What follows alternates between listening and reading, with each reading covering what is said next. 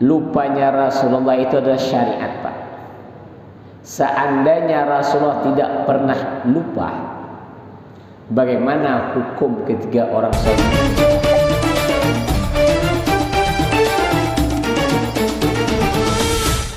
Bab sujud sahwi. Nah, ini sujud sahwi, Pak. Sujud sebab karena lupa. Secara bahasa sahwu itu adalah anisyan, lupa. Masalah sujud sahwi ini Rasulullah pernah sholat zuhur atau asar, saya lupa, dalam kitab Bulughul Maram. Rasulullah pernah sholat kalau tidak zuhur asar, Pak, 4 rakaat, zuhur sama asar itu kan. Tiba-tiba Nabi sholat cuma 2 rakaat. Nabi cuma sholat 2 rakaat. Habis sholat 2 rakaat tadi Nabi salam. Sahabat tak berani bertanya, kenapa sebab? Khawatir ada perubahan sholat tadi. Tapi setelah ditanya sama sahabat, ya Rasulullah, apakah sholat itu zuhur itu 4 rakaat jadi 2? Kata Rasul, tidak. Langsung Nabi melanjutkan sholatnya. Jadi dasar daripada sholat sujud sahwi itu, Rasulullah pernah sholat zuhur atau sholat asar 2 rakaat langsung salam. Habis salam tadi baru dilanjutkan lagi. Pertanyaannya adalah, kok Nabi bisa lupa? Jadi dijelaskan sama Habib waktu itu, lupanya Rasulullah itu adalah syariat, Pak. Seandainya Rasulullah tidak pernah lupa, bagaimana hukum ketika orang sholat itu lupa? Nah, jadi lupanya Rasulullah melakukan semua itu adalah timbul sebuah hukum bahwa kalau ada orang sholat itu lupa jumlah rakaatnya, walaupun sudah salam, maka tetap ia akan menambah kekurangannya, tapi ditambal dengan sholat dengan sujud sahwi. Gitu. Hukmuhu, hukumnya sunnatun, sunnah, Pak. Jadi sujud sahwi itu hukumnya sunnah, bukan sujud tilawah ya, Pak ya, sujud sahwi. Fala yakunu wajiban ila fi halatin wahidah. Sujud sahwi itu hukumnya tidak wajib. Fala yakunu wajiban, maka tidaklah sujud sahwi itu wajib illa fi halatin wahidah, kecuali dalam satu keadaan. Jadi hukum sujud sahwi itu adalah sunnah. Wajib cuma satu, Pak. Kenapa? Sebab wahia sujudul ma'mumi limutaba'ati imami, yaitu sujud sahwinya makmum karena mengikut imamnya. Ini contoh. Imam lupa tahiyat awal, makmum ingat, tapi namanya makmum harus ikut imam, kan begitu? Maka ketika imam sujud sahwi, makmum wajib ikut sujud sahwi. Kalau ada imam sujud sahwi, makmum tidak ikut sujud sahwi, duduk saja begitu, maka batalat sholatuh, batal sholatnya makmum. Karena makmum itu harus ikut imamnya. Nah, jadi kalau imam sujud sahwi, makmum wajib ikut sujud sahwi. Kalau ada makmum tidak mau ikut sujud sahwi, maka batallah salatnya makmum. Paham ya? Jadi sujud sahwi itu hukumnya sunnah, kecuali menjadi wajib, yaitu sujud sahwinya makmum karena mengikut imamnya. Mahalluhu, tempatnya. Di mana sujud sahwi itu tempatnya? Ba'da tasyahudil akhir wa qabla salam. setelah tasyahud akhir sebelum salam anggaplah kita baca salawat innaka hamidum majid sampai situ. Jadi at-tahiyatul mubarakatus shalawatut thayyibatulillah sampai habis, sampai innaka hamidum majid sebelum assalamualaikum, maka disitulah orang yang sholat tadi sujud seperti sujudnya sholat 2 kali. Sujud baca subhana man la yanamu wa la yashu, baru duduk rabbil firli warhamni wajibuni warfani warzuqni wahdini wa'afini wa'fani, sujud lagi subhana man la yanam wa la yasad, itu Allahu akbar, duduk tahiyat akhir, duduknya tahiyat akhir, baru assalamualaikum warahmatullahi wabarakatuh. Jadi sujud sahwi itu sujudnya seperti mana sujudnya salat, yaitu dua kali, Pak. Kalau ada orang sujud sahwi cuma 1 kali, di sini disebut batal sholatnya, Pak. Sujudnya cuma 1 kali, sujud sahwinya itu batal sholatnya. Jadi sujudnya itu sebagaimana sujudnya orang sholat.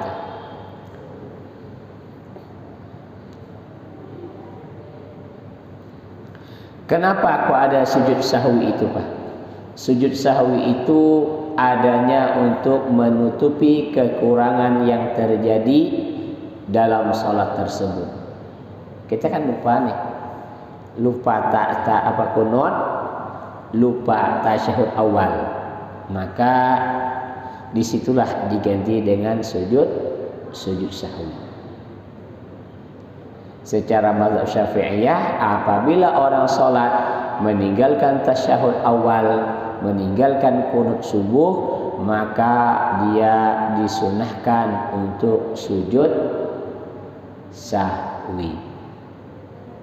Bagaimana orang yang sengaja, unsur kesengajaan sama juga, Pak, disunahkan untuk sujud sahwi.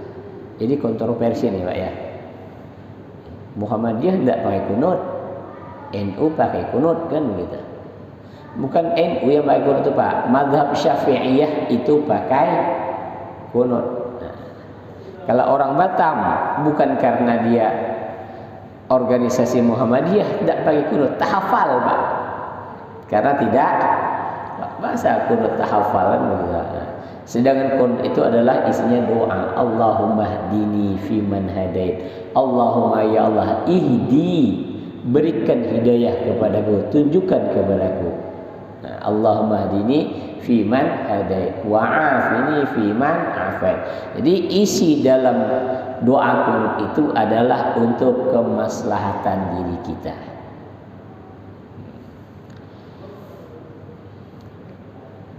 Kalau ada orang sholat subuh tidak pakai kunut, maka dia disunahkan untuk sujud sahwi.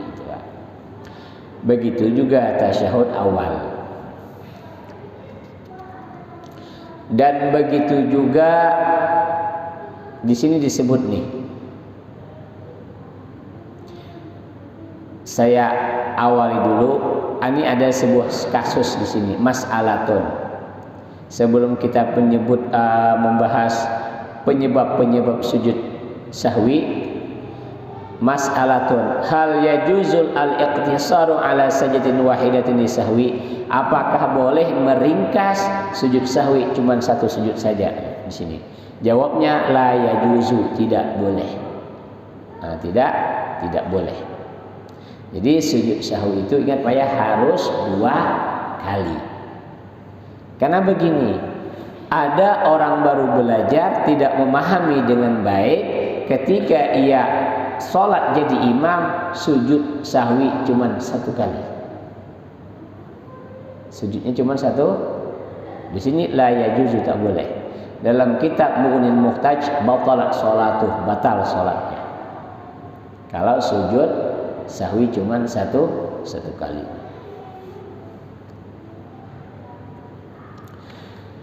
Asbabu sujudi sahwi, penyebab-penyebab terjadinya sujud sahwi. 1. Al-awwalu fi'lu ma yubtilu 'amduhu wa la yubtilu sahwu idza fa'alahu nasiyan.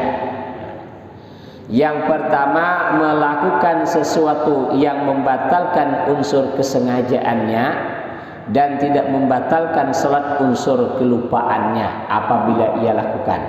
Ini penyebab sujud sahwi, Pak. Kalau kita lakukan unsur kesengajaan, batal salat kita.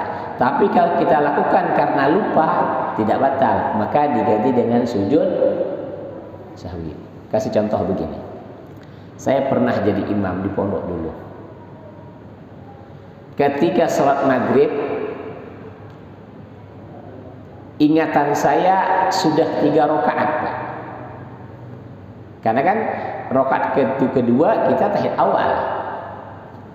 Hati saya berbicara itu sudah rakaat ketiga. Jadi saya duduk tahiyat akhir di rakaat kedua maghrib.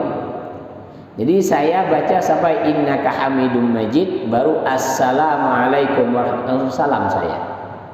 Ketika saya salam, ditegur, diingatkan sama makmum yang belakang, subhanallah. Jadi kalau ada dalam salat itu ucapan subhanallah, maka imam harus berpikir, oh kenapa saya? Nah, pada saya sudah salam. Karena saya masih ingat fikih, langsung kita berdiri, Pak. Allahu Akbar.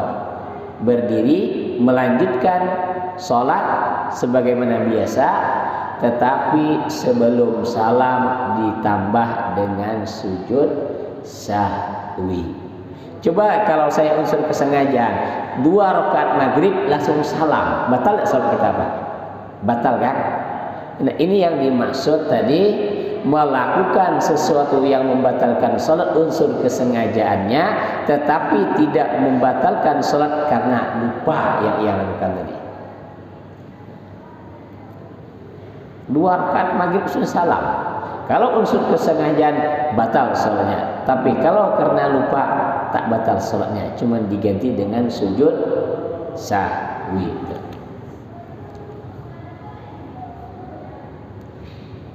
Ada kasus lagi. Biasanya itu adalah salat zuhur atau salat asar. Di tahiyat awal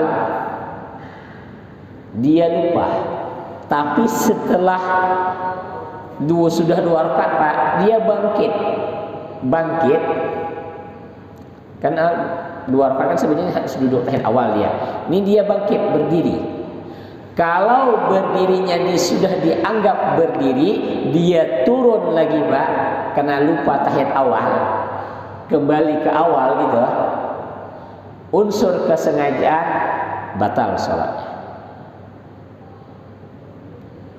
Jadi kalau ada orang tahiyat awal lupa, tengok posisi dia itu sudah dianggap berdirikah atau belum? Bagaimana caranya? Kalau dia sudah beranggap berdiri, maka lanjutkan berdiri lanjut. Tinggal saja tahiyat awal. Ditinggal. Tapi kalau sudah tegak, lupa tahiyat awal, duduk dia kembali untuk tahiyat awal, batal salatnya. Dia batal. Dia sudah tegak, tapi ingat, lupa saya tahiyat awal. Duduk dia kembali untuk tahiyat awal, maka batal salatnya. Bagaimana yang kayak tadi? Lanjutkan salat, tapi nanti ditambah dengan sujud sahwi. Karena pernah kasus, Pak. Namanya kita manusia. Saya pernah kejadian di Batam Center, Pak. Sekali kejadian itu. Saya jadi imam salat asar. Ketika rakaat kedua, saya langsung berdiri, tidak tahiyat awal. Ketika saya sudah hampir tegak, makmum negur, subhanallah. Subhanallah. Saya sadar, oh iya, saya lupa tahiyat awal. Kalau saya duduk untuk tahiyat awal, batal salat saya ini. Kenapa sebab? Kenapa posisi saya sudah berdiri. Maka saya lanjutkan. Subhanallah, ditegur sampai 3 kali sama makmum. Tapi karena saya ingat fikih bahwa kalau kita kembali ke tahiyat awal, batal sholat kita. Ini yang menegur tak paham ceritanya Pak. Yang menegur tak paham. Jadi kalau ada imam sudah tegak lupa tahiyat awal, yang ditegur lagi Pak, biarkan saja. Biarkan saja. Kalau negur itu sebelum ia berdiri. Ketika dia mau berdiri, tegur. Tapi kalau sudah berdiri, jangan ditegur lagi, biarkan saja. Kenapa? Sebab kalau ditegur, nanti dia duduk tahiyat awal, batal sholat kita semua nanti. Jadi kasusnya saya itu ketika saya jadi imam, ditegur, saya sudah tegak, ditegur 3 kali. Tapi tak saya pedulikan. Kenapa? Sebab saya ingat kalau saya kembali, batal sholat saya nanti. Lanjut. Ternyata makmum tadi mufaraqah Pak, pisah. Jadi saya tanya habis sholat, mohon maaf Pak Cik. Pak Cik tadi menegur saya sadar, saya ingat. Cuman Pak Cik paham tak? Kalau orang sudah tegak, lupa tahiyat awal, terus kembali ke tahiyat awal, batal sholatnya. Saya tak tahu kata dia. Ini menegur tapi tidak tahu ilmunya, payah juga. Jadi kalau kita tak tahu, diam saja Pak. Kecuali kita tahu nih jelas imam ini rakaatnya kurang, maka kita harus ingatkan. Rakaatnya kurang nih. Ini maghrib cuma 2 rakaat salam dia, ingatkan. Atau kelebihan rakaat. Nah, kelebihan rakaat. Diingatkan. Jadi yang pertama, melakukan sesuatu yang membatalkan unsur kesengajaan, tapi kalau karena lupa tidak membatalkan sholat, maka itu diganti dengan sujud sahwi. Yang kedua, masalah dalam sujud sahwi, tarku ba'din min ab'adis shalah au ba'dil ba'di, meninggalkan sebagian sunnah ab'ad salat, meninggalkan kunut Pak, meninggalkan tasyahud awal, itu diganti dengan sujud sahwi.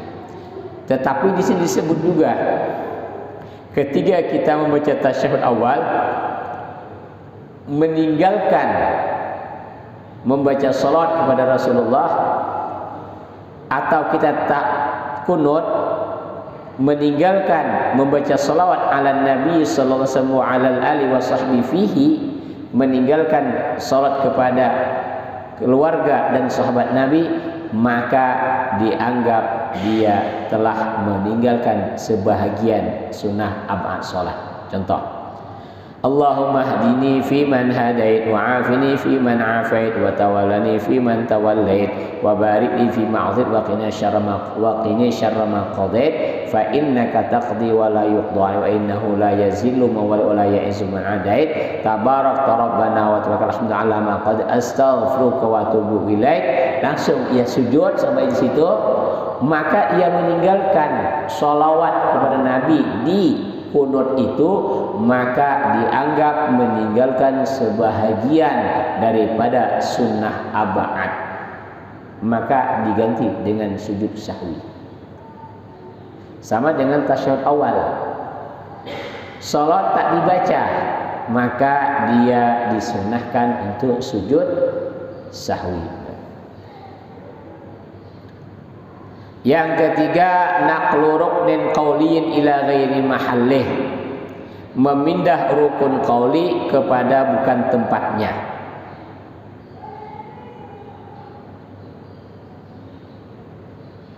Itu juga disunahkan sujud sahwi.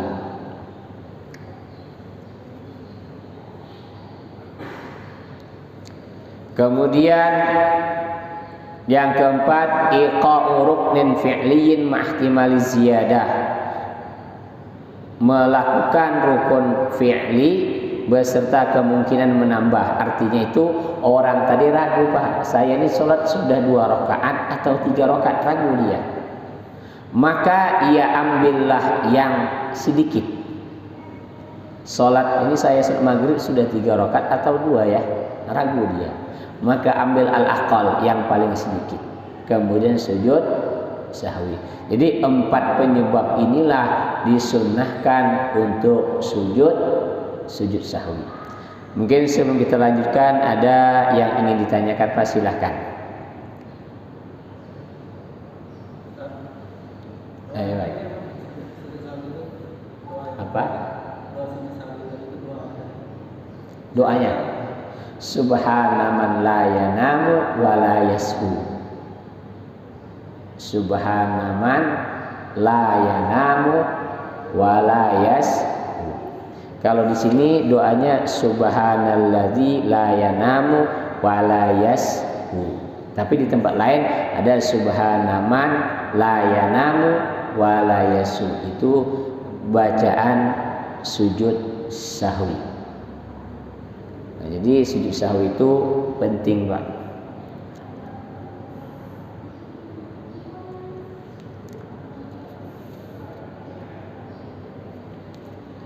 Itu penyebab sujud sahwi. Jadi yang terakhir tadi, ketika kita lupa, ragu jumlah rakaat salat, maka ambillah jumlah yang paling sedikit. Nah, jumlah yang paling sedikit.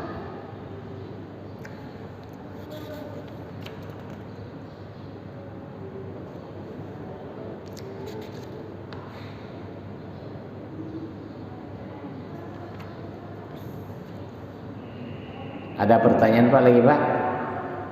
Itu sujud sahwi. Kita singkat saja sujud sahwinya.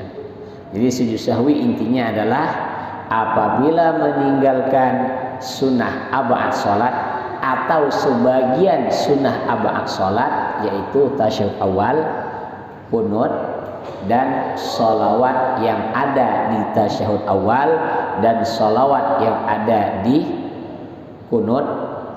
Apabila meninggalkan itu, maka disunnahkan untuk sujud sahwi. Atau ragu dalam rakaat atau melakukan sesuatu yang membatalkan sholat kalau sengaja, tapi kalau karena lupa tidak membatalkan sholat, maka diganti dengan sujud sahwi. Sebelum tadi kayak kita kelebihan rakaat, kalau unsur kesengajaan batal sholat kita, tapi kalau karena lupa tidak batal sholat kita, cuman ditambah dengan sujud sahwi itu.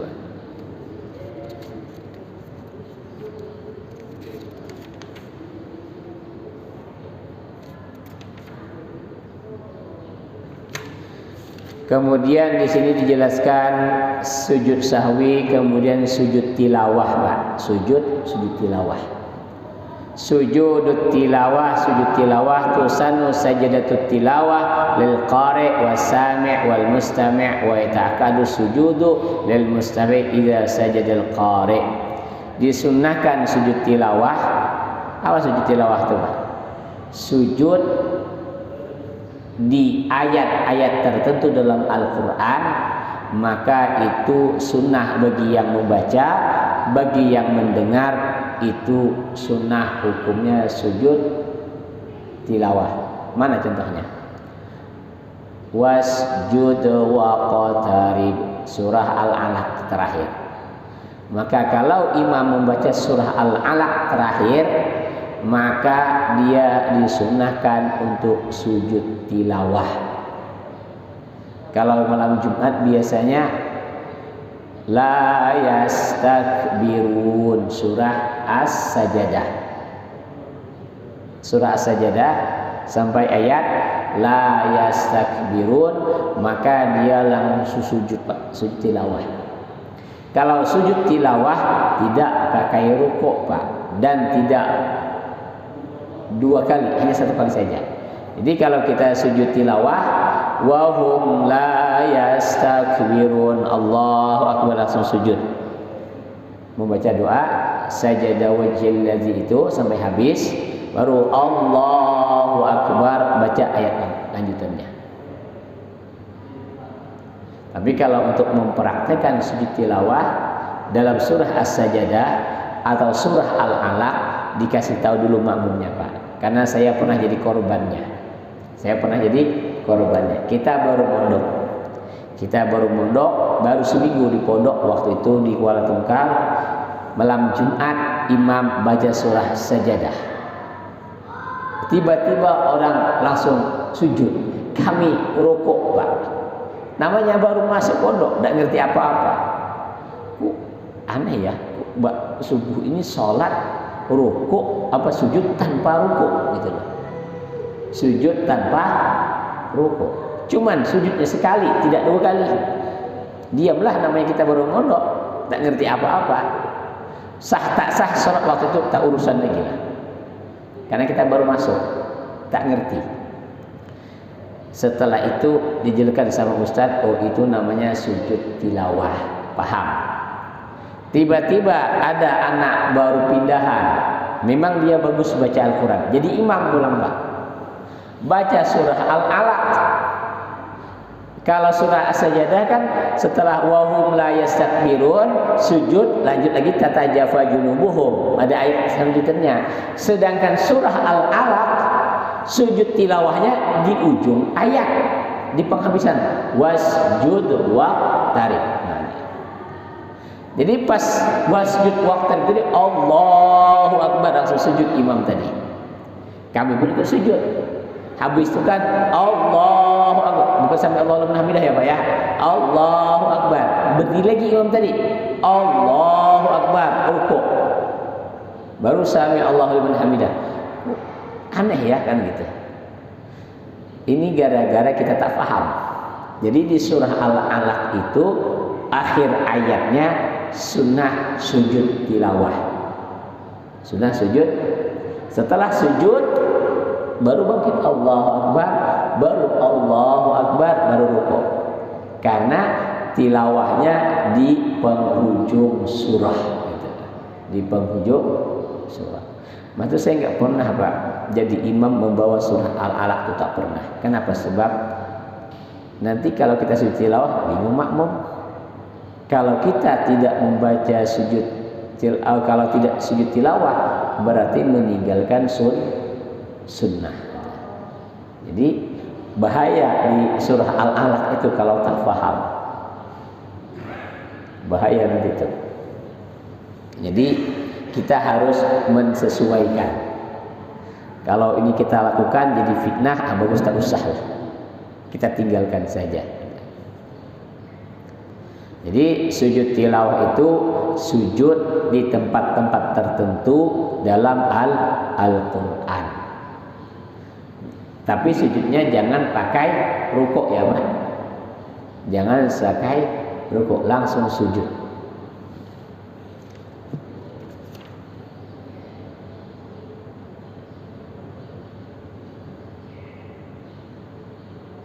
Itu kalau di dalam sholat. Yang saya jelaskan tadi sujud tilawah di dalam sholat. Kalau sujud tilawah di luar sholat nih, kita baca Al-Quran, kita ngaji wahum la yastakbirun, langsung Allahu Akbar, langsung sujud, tumakninah, duduk, salam. Jadi ada rukunnya, niat, takbiratul ihram. Tak perlu kita berdiri Pak, duduk pun jadi. Tumakninah, sujud, duduk, kemudian salam. Itu sujud tilawah. Jadi itu tata cara sujud tilawah di luar sholat. Ini saya ngaji misalnya wasjud waqtarib sampai ini Allahu Akbar, sujud, tumakninah dulu sejenak, baru duduk, baru salam. Tak pakai tahiyat Pak, tak dipakai sini. Ini disebut cuma niat, takbiratul ihram, sujud, tumakninah, duduk dan salam. Berarti tidak memakai bacaan at-tahiyatul, tidak pakai. Tasyahud tak dipakai. Dalam sujud tilawah di luar sholat.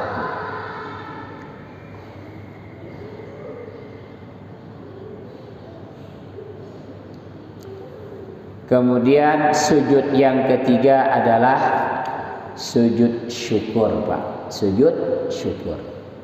Tusannu kharija shalah wala yajuzu ayyasjuda dakhila shalah. Disunnahkan sujud syukur itu di luar salat dan tidak boleh sujudnya di dalam salat. Salat sujud syukur. Dapat nikmat Bapak sujud gitu. Di sini disebut di sini. Jadi sebabnya itu bermacam-macam, di antaranya orang dapat nikmat maka dia sujud syukur, tanda dia bersyukur kepada Allah. Sujud syukur. Jadi sujud itu ada 3. Yang pertama sujud sahwi, yang kedua sujud tilawah, yang ketiga sujud syukur gitu. Mungkin ada pertanyaan Pak sebelum kita lanjutkan. Kayaknya kurang menarik ini temanya Pak. Kurang menarik. Silakan Pak.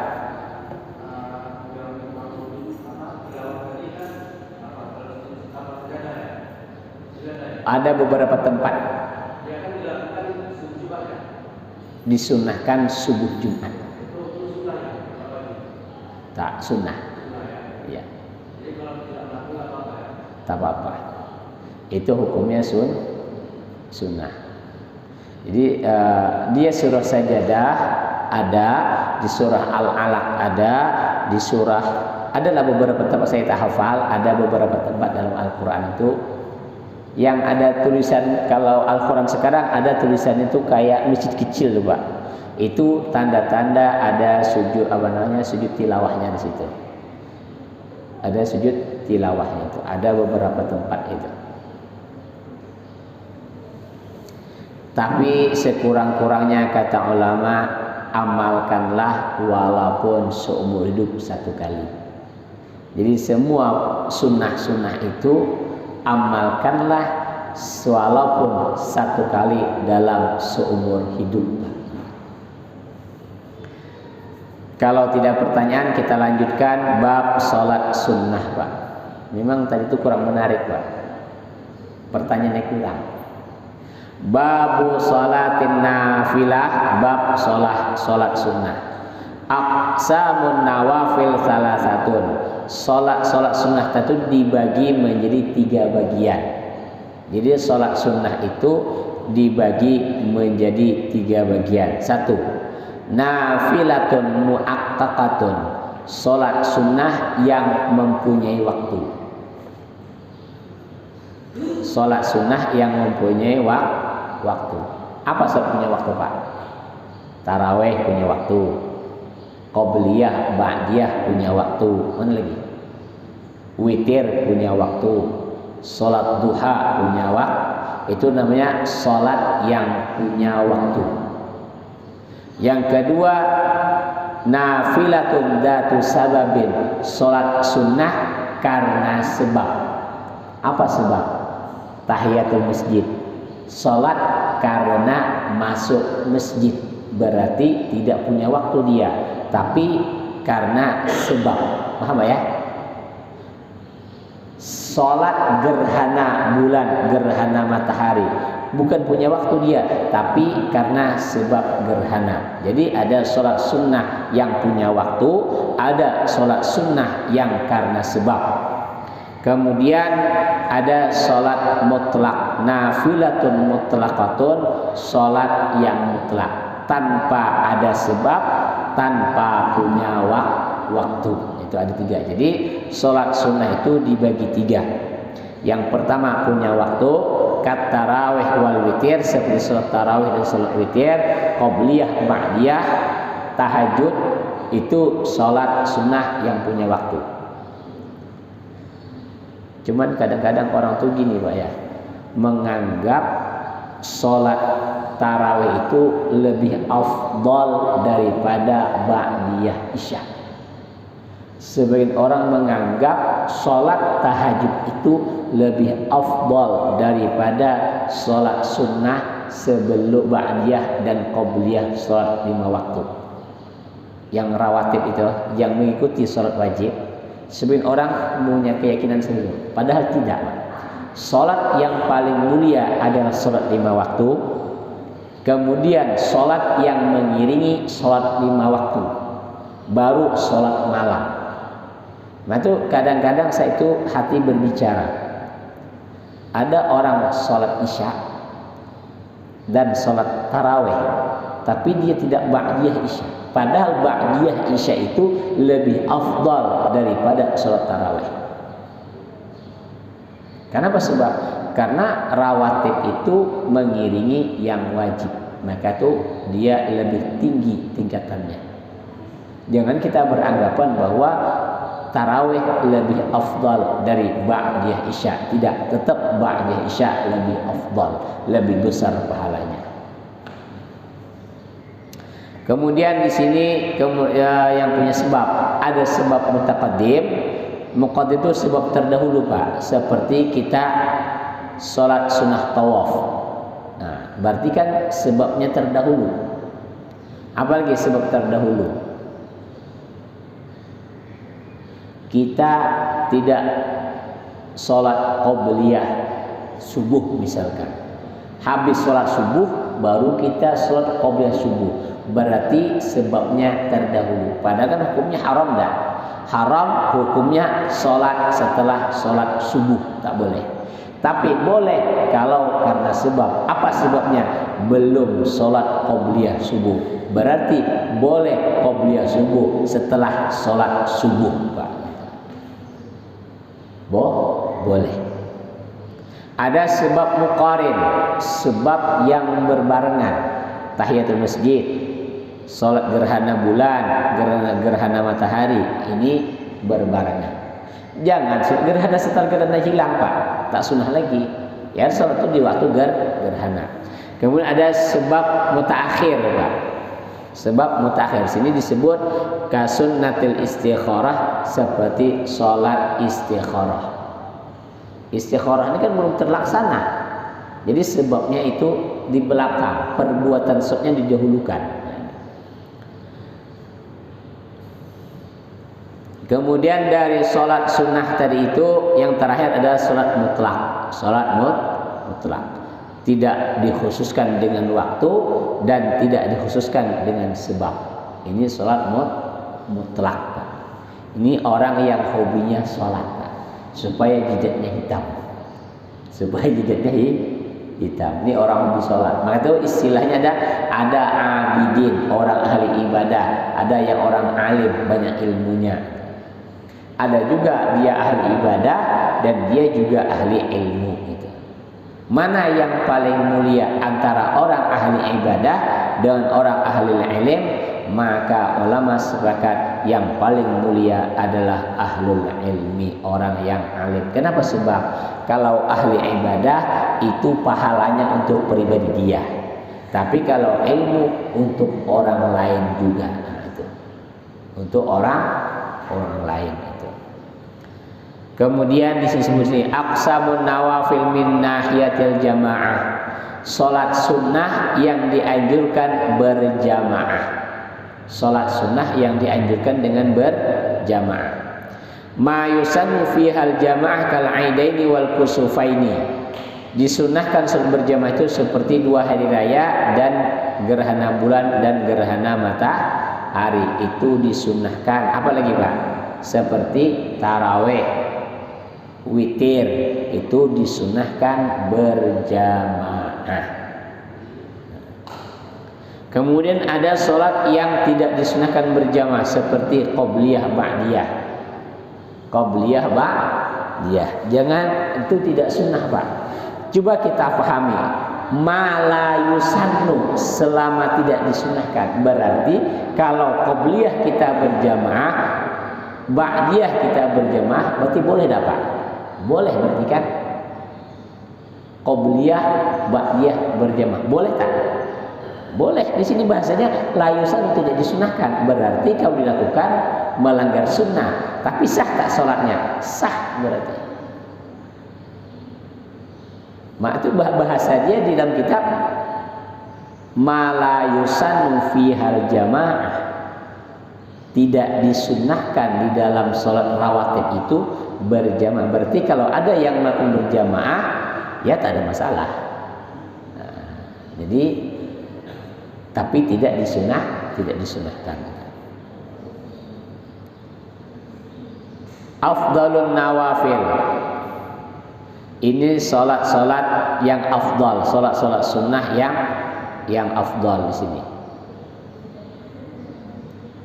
Di sini disebut al-aidaini, sholat 2 hari raya.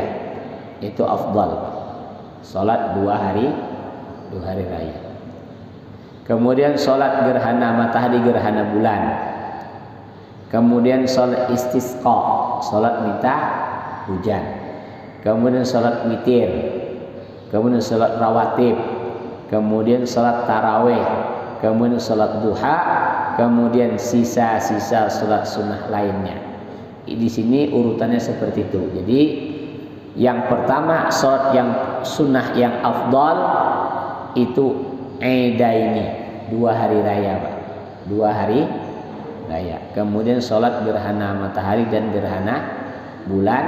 Kemudian sholat istisqa, sholat minta hujan. Kemudian sholat witir. Kemudian sholat rawatib. Kemudian sholat taraweh, kemudian sholat duha, kemudian sisa sholat sunnah yang lain. Ini urutan afdalnya sholat sunnah. Sebelum saya tutup, mungkin ada pertanyaan Pak, karena sudah terang sholat matahari itu. Masalah.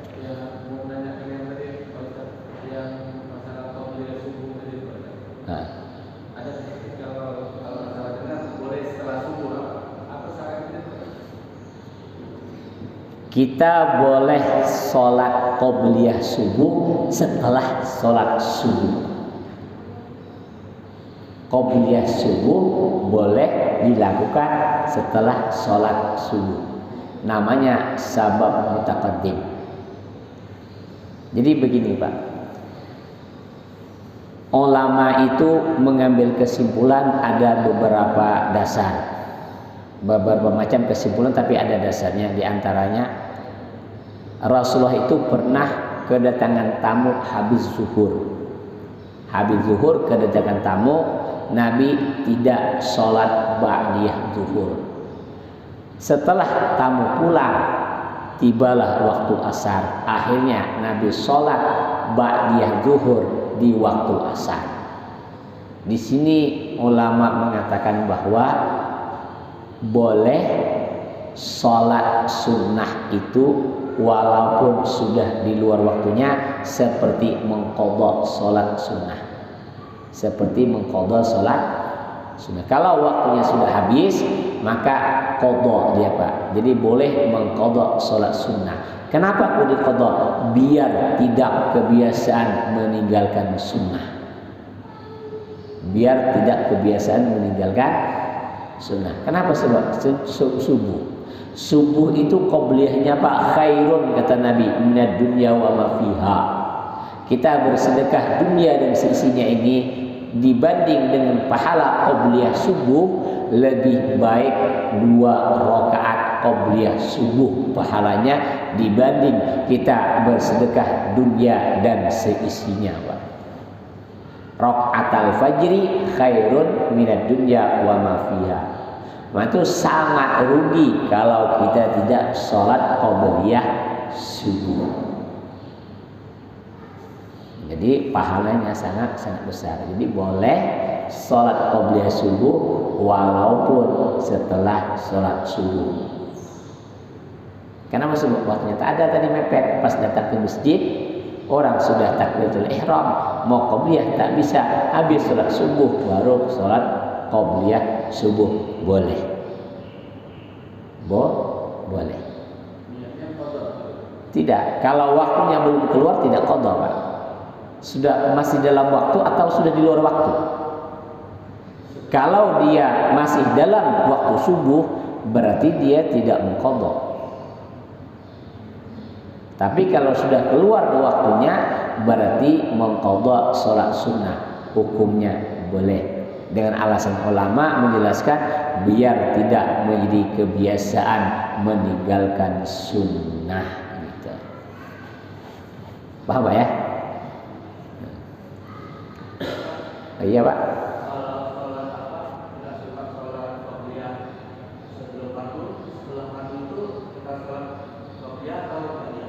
Apa? Kalau kita sehari tidak sempat waktu sholat apa sholat qobliyah, setelah sholat maghrib itu kita sholat qobliyah atau sholat qobliyah? Kalau kita tidak sempat sholat qobliyah, boleh dilakukan setelah sholat fardunya. Contoh, qobliyah zuhur belum sempat tadi, pas datang ke masjid orang sudah takbiratul ihram, maka habis sholat zuhur boleh ia melakukan sholat qobliyah tersebut. Tidak wajib, tidak wajib, sunnah. Sunnahnya dulu berarti qobliyah dulu baru ba'diyah. Ya, qobliyahnya dulu baru ba'diyahnya. Berarti kalau langsung ba'diyahnya? Tak apa-apa. Yang namanya sunnah ini kan sunnah Pak. Sunnah ini kan tambahan. Jadi tidak ada dengan urusan wajib, sunnah saja dia. Jadi kalau kita pengen membiasakan mengamalkan yang sunnah, ketika kita ketinggalan maka kita qadai kalau sudah keluar dari waktunya. Tapi kalau belum keluar dari waktunya maka kerjakan. Karena sunnah itu adalah nilai plusnya kita Pak. Nilai plusnya.